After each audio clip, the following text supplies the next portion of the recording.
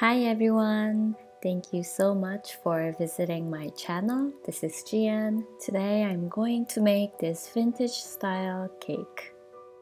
I got inspiration from the movie Frozen animation, so I will stick to the color tone that reminds me of the movie Frozen. First, I'm going to make this blue tone color for the cake body. I made this blue tone and covered my cake and chilled it in the fridge for 30 minutes. And this is a great way to mark and make an even portion of the lines on your cake top. You can use circle, parchment paper and fold it several times. Then you'll have equal parts of the portion so you can mark it evenly. I recently learned this from a YouTube channel called Baking Butterly Love, and I really think this is a smart way to mark your cake. Thank you, Baking Butterly Love, for sharing this amazing tip. And after marking this cake top, I'm going to use a pasta to mark straight lines for my cake body. Gently press down the pasta and you'll have a straight line. I'm only making the marks on top of my cake body.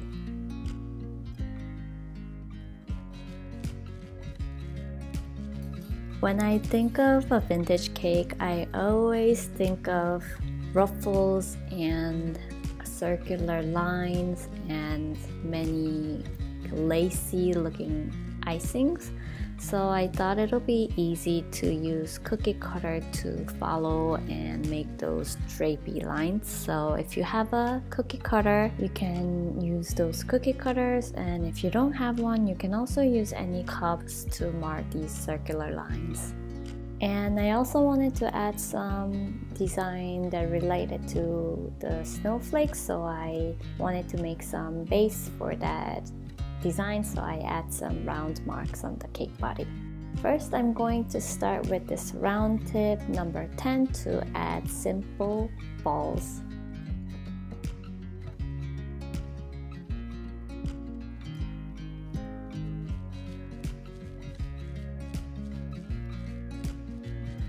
And I also add the same balls on the bottom side of the cake.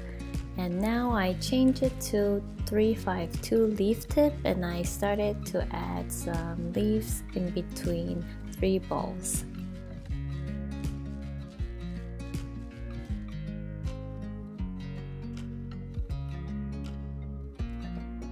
And then I've been wanting to try this ruffle tip. It's number 70. I wanted to show you this piping scene, but my camera was off, so I'm so sorry that I missed this part, but it's a good tip to cover the rim part of your cake. And I also had to pipe the leaf part again because when I was piping the ruffle, I kind of covered my leaf tip decoration, so I piped that leaf part again. And now I'm adding more small details around the rim and around the cake body with this round tip.